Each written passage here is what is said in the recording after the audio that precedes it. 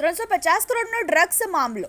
કોર્ટે 3 આરોપીઓના 12 દિવસના રિમાન્ડ મંજૂર કર્યા. ગીર સોમનાથ પોલીસે વેરાવળ બંદર નજીકથી ₹350 કરોડની કિંમતનું 50 કિલો હેરોઇન ઝડપી કુલ 3 શખ્સોની ધરપકડ કરી હતી. ત્યારે આજે શનિવારે આરોપીઓને પોલીસ કોર્ટમાં રજૂ કર્યા હતા, જ્યાં 14 દિવસના રિમાન્ડ માંગ્યા હતા, પરંતુ કોર્ટે 12 દિવસના રિમાન્ડ મંજૂર કર્યા છે. ગીર સોમનાથ જિલ્લાના એસપી મનોહરસિંહ જાડેજાના માર્ગદર્શન હેઠળ મળેલી બાતમીના આધારે એલસીબી પીઆઈ એમ રાણા, એસઓજીના ઇન્ચાર્જ પીઆઈ એબી જાડેજા સહિતની ટીમે ગઈકાલે રાત્રે વેરાવળ બંદર નજીકથી ઇકો કારમાં પસાર થયેલા આસિફ ઉર્ફે કારા યુસુફ સમા અને તેના મિત્ર અરબાઝ અનવર પમા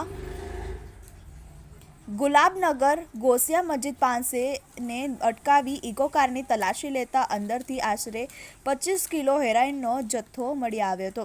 ત્યારબાદ આસિફે આપેલી માહિતીના આધારે નલિયા ગોદી પાસેથી ધર્મેન્દ્ર બુધીલાલ કશ્યપ ના કબજામાંથી બીજું આશરે 25 કિલો હેરોઇન ઝડપી પાડ્યો હતો. આ ત્રણેય આરોપીઓની પૂછપરછમાં પોલીસને જાણવા મળ્યું હતું કે આસિફ જામનગરથી રાજકોટ રોડ પર ઇકોના ફેરા કરે છે. 2 વર્ષ પહેલા તેની કારમાં જોડિયાનો ઈશાક પેસેન્જર તરીકે બેઠો હતો, જેને કારણે બંને વચ્ચે પરિચય થયો હતો. તે વખતે ઈશાકે આસિફને માળિયા મિયાણા ખાતેથી એક પાર્સલની ડિલિવરીનું કામ સોંપ્યું હતું, જેના બદલામાં તેણે ₹20,000 આપ્યા હતા. આ પાર્સલમાં પણ ડ્રગ્સ હોવાનું હવે સ્પષ્ટ બન્યું છે. Bureau report, TV eighteen news, Gir Somnath.